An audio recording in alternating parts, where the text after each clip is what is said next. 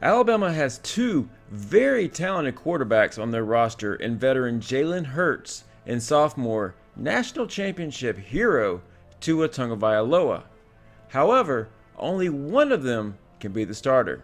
And despite Jalen Hurts starting the last 28 games, this video will explain why Nick Saban will select Tua Tagovailoa as the new starting quarterback for the Alabama Crimson Tide. The Alabama Crimson Tide claimed its 17th national championship against the Georgia Bulldogs in a stunning comeback victory with a final score of 26-23. The hero of that game was none other than Tua Tagovailoa. Jalen Hurts did not return in the second half of the national championship game because he completed only 3 passes for an embarrassing total of 21 yards, which obviously caused Alabama's offense to struggle. Georgia played Jalen aggressively, placing as many as 9 players in the box to shut down the run. Bottom line, the threat of a passing attack was and is not there with Jalen Hurts.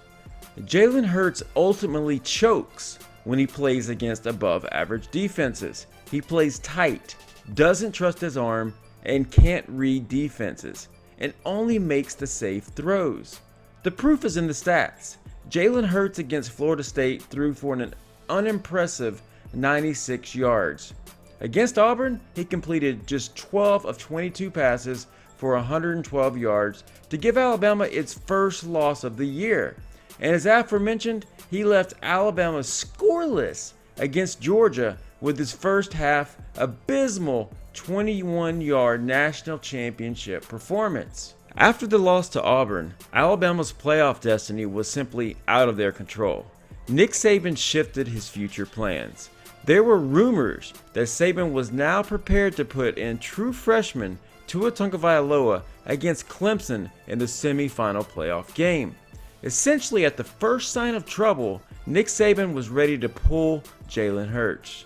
Thankfully, that wasn't needed as Alabama's beastly, now healthy defense smothered Dabo Swinney's Clemson Tigers with a score of 24-6. Comparing the regular season performances of Tua and Jalen, the lefty quarterback Tua threw for 11 touchdowns in garbage time in 9 blowout wins. Hurts, on the other hand, threw for only 17 touchdowns in 14 full starts. Look, I'm not trying to hate on Jalen, but the facts are the facts. Jalen Hurts only surpassed 200 yards passing 2 times last season, while Tua Tagovailoa passed for nearly 170 yards in just one half of the national championship game. During the SEC opener against Vanderbilt, Tua was absolutely mesmerizing. A major highlight from the Vandy victory was Tua evading a sack by sidestepping the first pass rusher, then spinning away from another rusher before a beautifully thrown 27-yard dart landed in wide receiver Devonta Smith's hands in the end zone. When comparing and contrasting the two quarterbacks, it's quite obvious that Tua Tagovailoa has the greater passing ability. NFL analyst Daniel Jeremiah is extremely high on the Crimson Tide's rising sophomore Tua Tagovailoa. Jeremiah predicted that Tua would win the Heisman Trophy this season. He bragged about Tua's footwork, his quick release, throwing on the run ability, and his excellent anticipation. Trent Dilfer, a Super Bowl winner, current head coach for Nike's Elite 11, and one of the best quarterback experts in the country, had this to say about Tua Tagovailoa. He is probably the most special kid I've been around in my 8 years now as the head coach of Elite 11. He's wildly talented. You can check every box off in terms of trait, but he's strong, he's fast, he's quick, he's got an Aaron Rodgers type stroke, the ball spins, he can change speed, he's got quick eyes, he's got everything you would ever want for a quarterback. He goes in this flow where like there's the more pressure, the bigger the moment, the bigger the stage, whatever it is, he becomes more precise, he becomes more focused, he becomes more calm.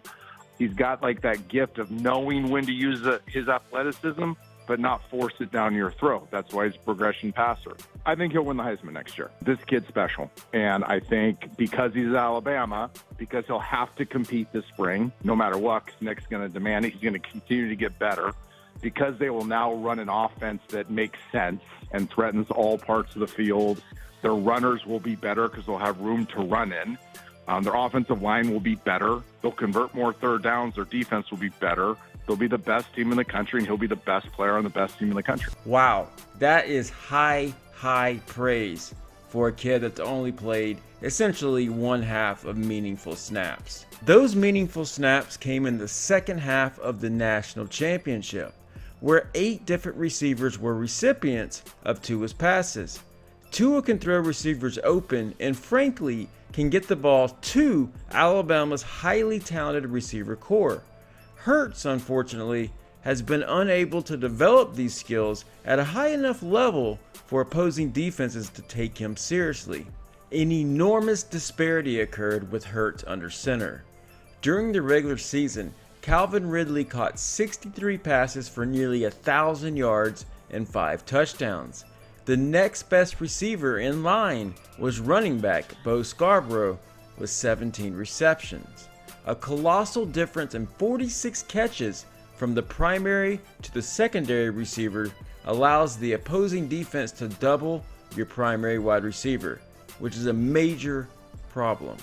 And this problem, it's not going to occur with Tua Tagovailoa as the starting quarterback. During the championship's post-game press conference, Nick Saban had this to say about Tua Tagovailoa. You know, we've had this in our mind that if we were struggling offensively, that we would give Tua an opportunity, even in the last game. And no disrespect to Jalen, but the real thought is, you know, we came into the game thinking that we were going to run the ball and be able to run quarterback runs, which we made a couple of explosive plays on. But just without the absence of a passing game and being able to make explosive plays and be able to convert on third down, I just didn't feel like we could run the ball well enough, and I thought Tua would give us a better chance and a spark, which he certainly did. And, you know, I couldn't be prouder of him taking advantage of the opportunity. We have total confidence in him. We played him a lot in a lot of games this year, and he did very well, and he certainly did a great job tonight. Well, you heard the man. Nick Saban spelled it out for everyone. Tua provided a renewed energy not only in the offense, but for the defense as well. With every play that Tagovailoa made, the swagger from the best team in the nation reemerged. After Georgia's kicker, Rodrigo Blankenship, hit an amazing 51-yard kick in overtime to put the Bulldogs up 23-20, Tua was sacked for 16 yards on his very first overtime possession. After this, Nick Saban threw his headset to the ground as he witnessed the freshman quarterback make, well, a freshman mistake. However, Tua remained unfazed. The young quarterback did not panic on 2nd and 26, and instead looked off the safety and threw a 40-plus yard rope to freshman receiver Devontae Smith for the walk-off touchdown victory. After all of this, let's keep things in perspective.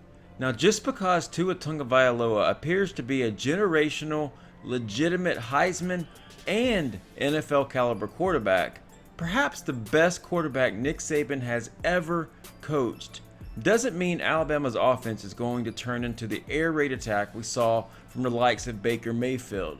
However, Nick Saban does realize what he has in this young quarterback, and the Bama offense is posed to be more dangerous than it has been in decades. Whenever Tua commands the offense, it rarely stagnates. Alabama averaged anywhere from 32.1 to 38.8 points per game during the last 9 years under Saban. Tua's unique quarterbacking ability should allow the Tide to score over 40 points per game and dominate the opposition in the 2018 season. There's just no contest between Jalen Hurts and Tua Tagovailoa. The obvious choice is Tua, and the only reason Nick Saban doesn't go ahead and announce that Tua is the new starting quarterback is because Alabama still needs Jalen. As we all know, your star quarterback is just one play, one injury away from the backup taking over. This is where experienced quarterback Jalen Hurts fills a much needed role, the role of being the backup to starting quarterback Tua Tagovailoa. However, these are only the thoughts of a few experts and of course myself. What are your thoughts on the Alabama quarterback situation? Do you think there is a legitimate quarterback competition going on?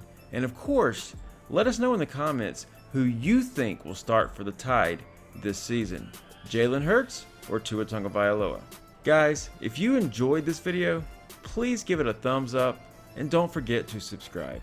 And as always, thanks for watching and take care.